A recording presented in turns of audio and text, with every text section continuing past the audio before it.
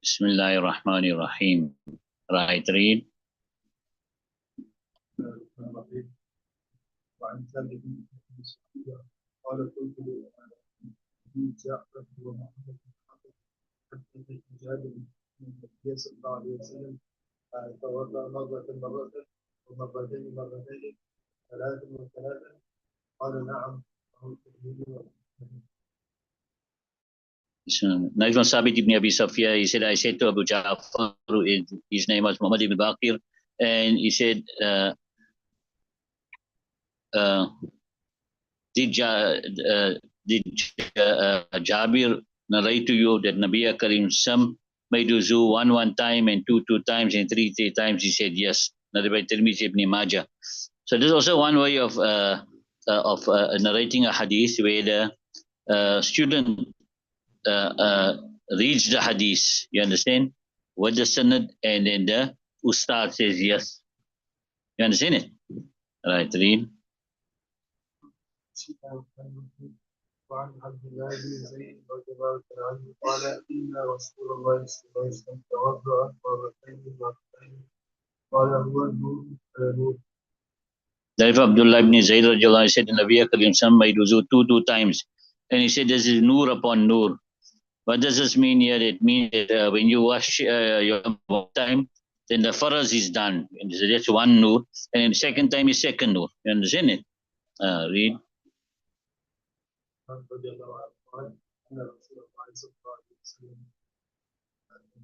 Tawadda'a.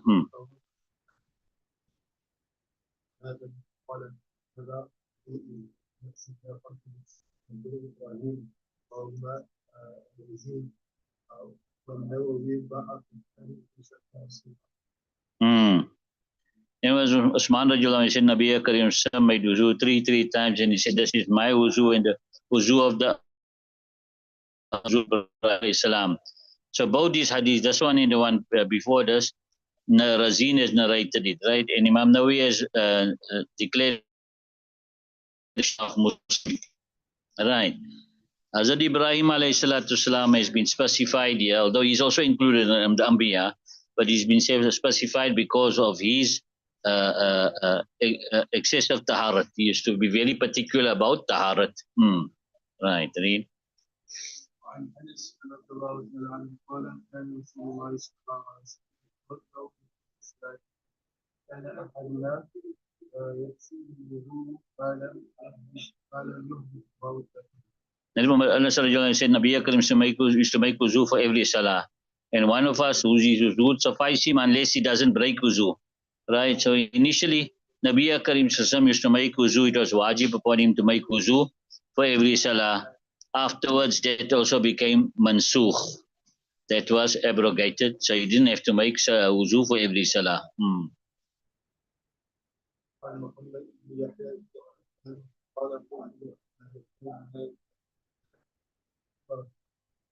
رأيت وضوء عبد الله بن صلاة طاهرا كان أو غير طاهرا أما أخذه فقال حدثته أسماء بنات الأسماء عامل غسيل حدثها رسول الله صلى الله عليه وسلم كان أمر بالوضوء في صلاة طاهرا كان غير طاهر ولم يشد ذلك على رسول الله صلى الله عليه وسلم بالصلاة إلا في صلاة ووضع عنه الوضوء إلا من حدث قال فكان عبد الله يرى أن به قوة على ذلك ففعل حتى مات. رواه أحمد. Right.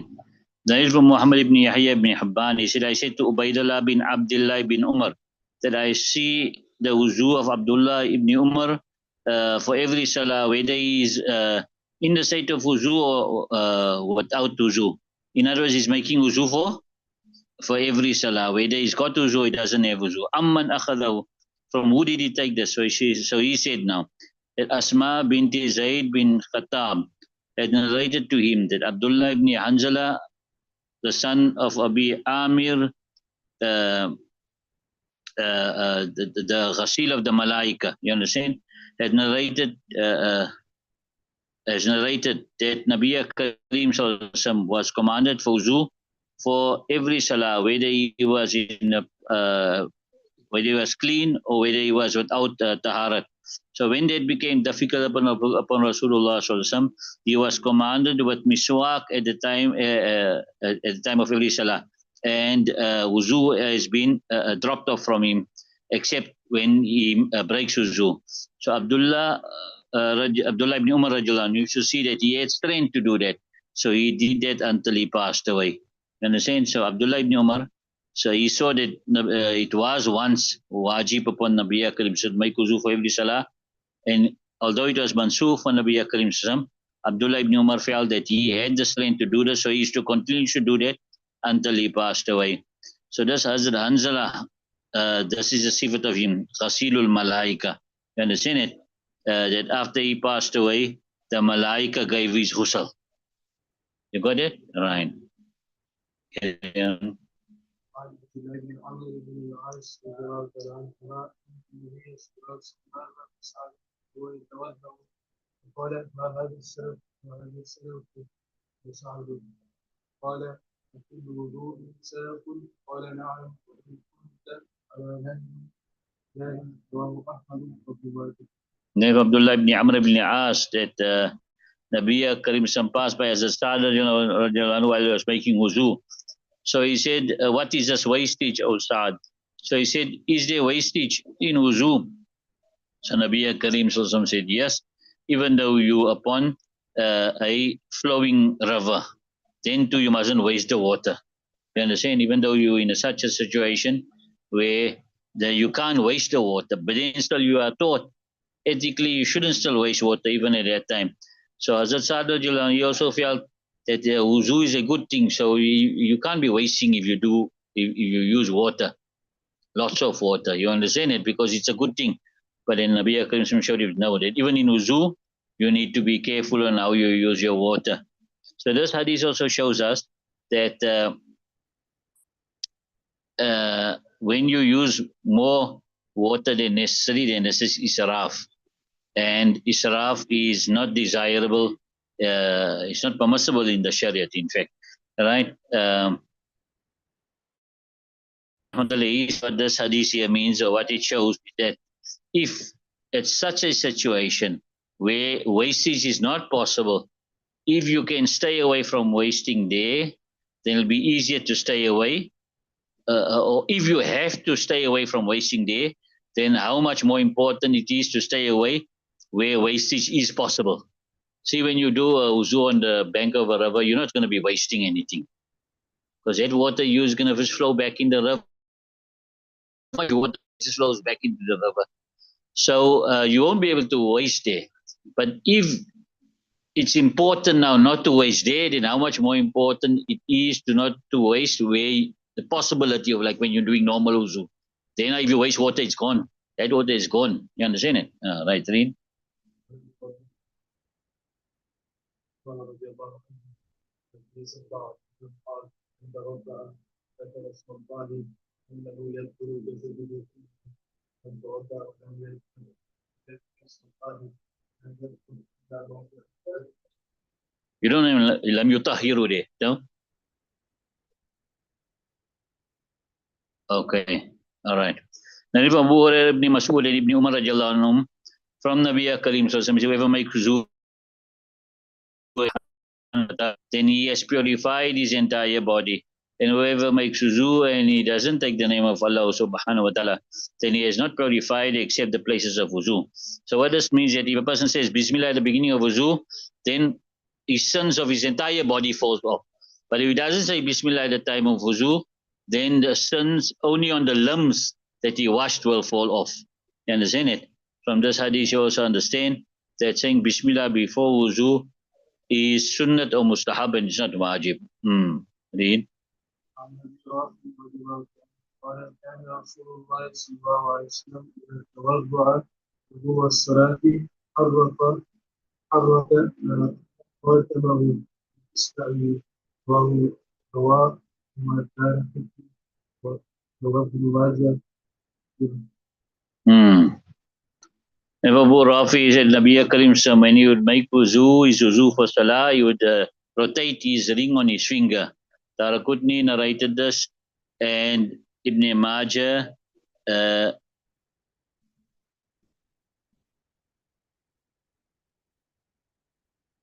only right. Darakutni narrated both these hadiths, the one before this also, right? And Ibn Majah only narrated this last hadith here, right? If the ring on your finger is loose, then you make wuzu, and it is sunnah to rotate it. But if it is tight, then it is wajib to rotate it so the water can get beneath the ring. You understand it? Babul Ghusli. Read. أبي هريرة رضي الله عنه جلس أحد الشعب أربعين ثم جهدها فقد وجب الغسل لم ينزل فقد Right. Now, Abu Hurairah said, Nabi Karim Sallallahu says, when one of you sat between four lums or four lums, right? Then he makes jima with her, then ghusl becomes wajib, even though he did not ejaculate, right? So they say the four lums could mean the two hands and the two feet, right? And there's other what's the names also. It also means the 2 feet, the 2 legs, and then the 2 sides of the farj, right? So then he makes jimaya, right? So that's obviously now Nabi Karim Sassam chooses words now. He doesn't say the exact thing. He gives an indication out of respect and modesty. He uses an indication which shows towards jima. You understand it? And to give them so the masla needs to be explained. The masna needs to be explained, but at the same time, respect needs to be maintained. Modesty needs to be maintained. Carry on. So here it shows here now, the moment the man's private part goes into the woman's private part, then ghusl becomes wajib. Imam Shafi only says no. Innamal ma'u bil ma. The ghusl only becomes wajib when ejaculation takes place. We say even if ejaculation doesn't take place, then still ghusl becomes wajib, and this is the proof for us.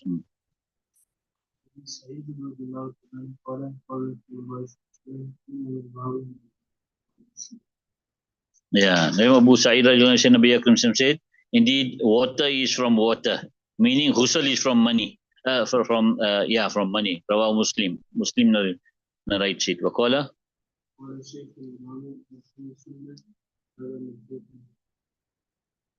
Yeah, and Sheikh Imam Muhi Sunnah says this hadith is abrogated because of this previous hadith. Waqala Ibn Abbas.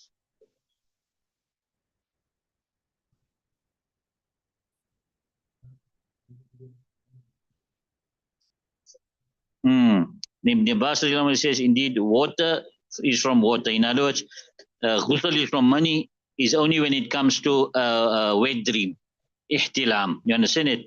And Tirmizi has narrated this, and he said, I didn't find this hadith in Sahihain. Right. So the Imam Tirmizi says in many Sahaba Ikram, they say that hukam was at the beginning. Seen it that initially, even until you don't ejaculate, then there is no ghusl, right? But afterwards, then this other hadith came and abrogated that. The moment the two places of khatna meet, then ghusl becomes wajib. And as Ibn Abbas, he puts a different spin to it. He says, no, ma min al-ma refers to ihtilam, that when you have a wet dream and you wake up and there's no wetness, then there's no ghusl. But if there's wetness, in other words, there's money, then there is ghusl. Leave it alone.